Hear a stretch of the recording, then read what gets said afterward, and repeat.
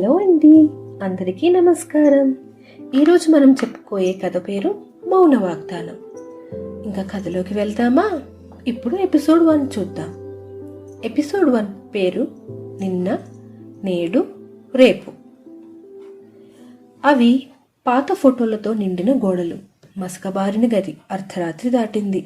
67 ఏళ్ల రమణ తన భార్య సుశీల పక్కన కూర్చొని ఆమె చేతిని నెమరుతున్నాడు. సుశీల కళ్ళు మూసుకొని ప్రశాంతంగా పడుకొని ఉంది. రమణ గొంతు సవరించుకొని, సుశీ, గుర్తుందా నీకు మన మొదటి పెళ్లి రోజు అని అడిగాడు. అతని గొంతు వణికింది, కళ్ళల్లో జ్ఞాపకాలు మెదిలాయి. అలా 30 ఏళ్ళు వెనక్కి వెళ్ళాడు. రమణ, రమణ, రా చూడు, కార్తీక్ నడవడం నేర్చుకుంటున్నాడు, సుశీల సంబరంగా అరిచింది. రమణ పరిగెత్తుకుంటూ వచ్చి తన చిన్నారి కొడుకు మొదటి అడుగులు వేస్తుంటే చూశాడు. అబ్బా, మా నాన్నలాగే స్పీడ్గా ఉన్నాడు, రమణ గర్వంగా అన్నాడు. సుశీల నవ్వుతూ, మీ నాన్న సరేలే, కానీ బుర్ర మాత్రం నా వైపు నుంచే వచ్చింది అంది. ఇద్దరూ నవ్వుకుంటూ కార్తీక్ని ఎత్తుకుని ముద్దాడారు. ఆ క్షణంలో వాళ్ల కళ్ళల్లో కనిపించిన ఆనందానికి అంతే లేదు. అలా చాలా కాలం గడిచిపోయింది. నాన్న, నేను ఐఐటి ఎంట్రన్స్ క్రాక్ చేశా, 17 ఏళ్ల కార్తీక్ ఉత్సాహంగా చెప్పాడు. రమణ, సుశీల ఒకరి మొహరొకరు చూసుకున్నారు. వాళ్ల కళ్ళల్లో ఎంతో సంతోషం, గర్వం, కానీ వెనకాల ఎక్కడో చిన్న బెంగ కూడా ఉంది. ఆ రాత్రి కార్తీక్ పడుకున్నాక, ఏంటి రమణ, ఎలా మేనేజ్ చేద్దాం? సుశీల ఆలోచిస్తూ అడిగింది. రమణ ఆమె భుజం మీద చేయి వేసి, ఏదో ఒకటి చేద్దాంలే సుశీ, నా పిఎఫ్ డబ్బు ఉంది కదా, మన కార్తీక్ కోసమే కదా, వాడదాంలే అని ధైర్యం చెప్పాడు. సుశీల కళ్ళల్లో నీళ్లు తిరిగాయి. మీరు చాలా మంచివారు రమణ, మన కొడుకు అదృష్టవంతుడు. మరో 5 సంవత్సరాలు అలా చూస్తుండగానే దొర్లిపోయాయి. ఎయిర్పోర్ట్లో కార్తీక్ తన అమ్మా నాన్నలను హత్తుకున్నాడు. అమ్మ, నాన్న, మీరు నా కోసం చాలా చేశారు, మీరును ఎప్పటికీ తీర్చుకోలేను. రమణ, సుశీల కన్నీళ్లతో తమ కొడుకుని సాగనంపారు.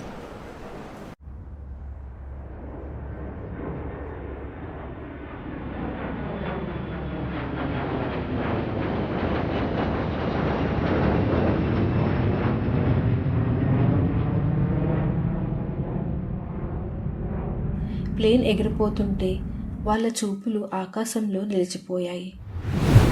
ఇప్పుడు మళ్ళీ ప్రస్తుతానికి వస్తే, రమణ కళ్ళు తుడుచుకున్నాడు. సుశీల ఇంకా నిద్రలోనే ఉంది.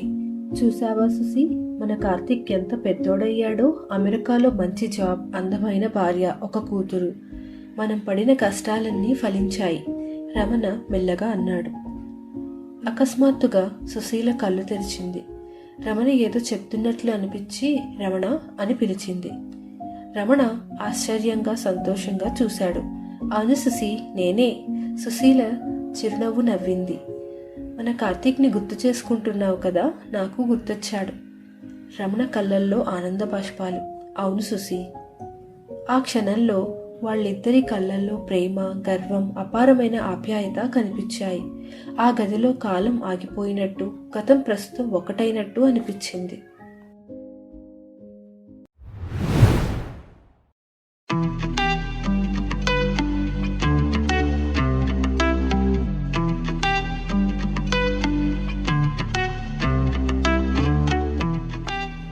శాన్ ఫ్రాన్సిస్కో ఉదయపు వెలుగులో కార్తీక్ తన ఫ్లాట్ కిటికీ దగ్గర నిలబడి కాఫీ తాగుతూ గోల్డెన్ బ్రిడ్జ్ని చూస్తున్నాడు. కానీ అతని మనసు మాత్రం వేళ్ల మైళ్ల దూరంలో ఉన్న అమ్మా నాన్నల దగ్గరే ఉంది. ఒక్కడే కొడుకు కదా, తన అమ్మా నాన్న ఎంత కష్టపడి తనని పెంచారో బాగా తెలుసు. తన ఉద్యోగం రీత్యా అమెరికాలో ఉంటున్నాడు. ఎప్పుడంటే అప్పుడు ఇండియాకి వెళ్ళలేని పరిస్థితి. ఏంటి ఆలోచిస్తున్నావు అని అడుగుతూ దివ్య, అతని భార్య, వచ్చి నిలబడింది. కార్తీక్ పెద్దగా ఊపిరి పీల్చాడు. అమ్మా నాన్న గురించి ఎలా ఉన్నారో అని దివ్య అతన్ని ఓదార్చింది. మీరు రోజు కాల్ చేస్తున్నారు కదా, వాళ్ళు బానే ఉన్నారులే. అదే టైంలో ఇండియాలో రమణ, సుశీల వాళ్ళ చిన్న ఇంట్లో కూర్చున్నారు. గోడ మీద కార్తీక్ పెళ్లి ఫోటో వేలాడుతోంది. రమణ, కార్తీక్ ఫోన్ చేస్తాడేమో, సుశీల ఆత్రంగా అంది. రమణ ఆమె చేతిని పట్టుకున్నాడు. చేస్తాడులే సుశీ, వాడికి తెలుసు మనం ఎదురు చూస్తున్నామని. ఇంతలో ఫోన్ మోగింది. ఇద్దరూ ఉలిక్కిపడ్డారు. హలో నాన్న, కార్తీక్ గొంతు వినిపించింది. రమణ కళ్ళల్లో సంతోషం నిండింది. కార్తీక్, బాగున్నావరా? దివ్య ఎలా ఉంది? మేం బాగున్నాం నాన్న, మీరెలా ఉన్నారు? అమ్మ ఎలా ఉంది? సుశీల ఫోన్ అందుకుంది. నాన్న, నేను బాగున్నా. మీరిద్దరూ సరిగ్గా తింటున్నారా?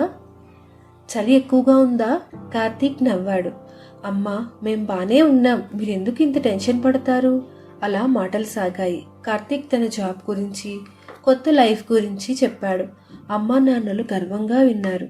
కానీ వాళ్ళ కళ్ళల్లో దాగున్న బాధని దాచలేకపోయారు. అలా కొన్ని నెలల తర్వాత, నాన్న, అమ్మ, మీకు గుడ్ న్యూస్ చెప్పాలి, కార్తీక్ ఉత్సాహంగా అన్నాడు. రమణ, సుశీల ఆసక్తిగా వినసాగారు. దివ్య గర్భవతి, ఇప్పుడు 3వ నెల. మీరు త్వరలో మళ్ళీ తాతమ్మ తాతయ్యలు కాబోతున్నారు. రమణ, సుశీల సంతోషంతో పొంగిపోయారు. వాళ్ళ కళ్ళల్లో నీళ్లు తిరిగాయి. సంతోషపు కన్నీళ్లు, కానీ వాటిలో దూరంగా ఉన్నామని కొంచెం బాధ కూడా. అలా 5 నెలల తర్వాత, నాన్న, అమ్మ, మీకు మనవడు పుట్టాడు, కార్తీక్ సంతోషంగా చెప్పాడు.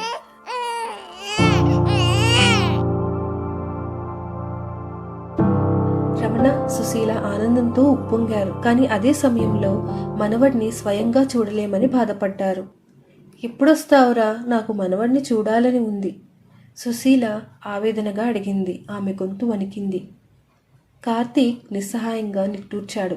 త్వరలోనే వస్తా అమ్మా, ప్రామిస్. ఆఫీస్లో లీవ్ దొరకదు అంత ఈజీగా. టైం చూసుకొని వస్తా. సరేలేరా, సుశీల చెప్పబోయి ఆగిపోయింది. కన్నీళ్లు ఆపుకోలేక ఫోన్ రమణకి ఇచ్చింది. రమణ ఫోన్ అందుకుంటూ, సరే నాయనా, మళ్ళీ మాట్లాడదాం అన్నాడు. అతని గొంతులో కూడా భావోద్వేగం స్పష్టంగా తెలుస్తోంది.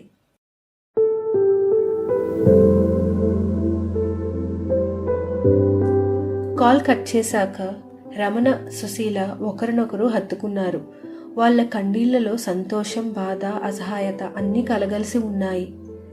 రమణ, సుశీల ఇంట్లో ఒంటరిగా కూర్చున్నారు. చుట్టూ నిశ్శబ్దం. గోడ మీద కార్తీక్ ఫోటోలు ఇప్పుడు అతని ఫ్యామిలీ ఫోటోలతో నిండి ఉన్నాయి. రమణ, సుశీల మెల్లగా పిలిచింది. మనం కార్తీక్ని, దివ్యని, మన మనవడిని చూడటానికి వెళ్దామా? రమణ ఆమె చేతిని పట్టుకున్నాడు. తప్పకుండా సుశీ, ఒకరోజు మనం తప్పక వెళదాం. వాళ్ళిద్దరూ ఒకరినొకరు అలా సర్ది చెప్పుకున్నారు.